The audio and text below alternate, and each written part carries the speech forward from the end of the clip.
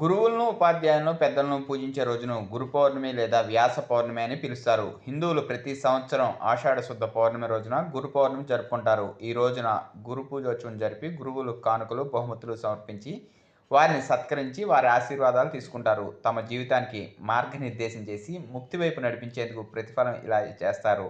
గురువుల పట్ల ఇదే గౌరవం అన్ని వేళలా పాటిస్తున్నామన్నప్పటికీ ఈరోజు వ్యాస మహాముని పుట్టినరోజు కాబట్టి ఈ రోజంతా ప్రాధాన్యం ఉంటుంది. ఈ రోజున చాలామంది ప్రతిరోజు పొడవునా ఉపవాసం ఉంటారు. సూర్యోదయం వేళ ఉపవాసం ఆరంభించి చంద్రోదయం వేళకు ఉపవాసం ముగిస్తారు. చంద్రోదయాన్ని చూసిన తర్వాత లేదా సాయంత్రం పూజలు ముగిసిన తర్వాత ఉపవాసకులు ఆహారం స్వీకరిస్తారు. మరిన్ని దృశ్యాలు విజువల్స్లో చూడగలరు. జై సాయిరామ్. సాయి భక్తులందరికీ కూడా గురు పౌర్ణమి శుభాకాంక్షలు. ఈరోజు చాలా పవిత్రమైన రోజు.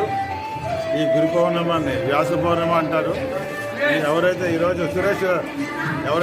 వ్యాస పౌర్ణమి రోజు గురువుని సత్కరిస్తారో వారందరికీ కూడా సంపూర్ణ ఆరోగ్యాలు ఇస్తారని మన చాలా ఇతిహాసం చెప్తుంది.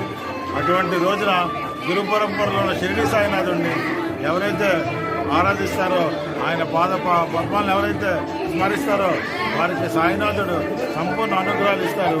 అంచేత జై సాయిరాం. మీరందరూ కూడా ఈరోజు మన సింధియా సాయిబాబా ఆలయానికి వచ్చి బాబా దర్శనం చేసినందుకు మీ అందరికీ కూడా బాబా అఖండ ఆశీస్సులు ఇవ్వాలని మనస్ఫూర్తిగా కోరుకుంటున్నాను. జై సాయిరాం.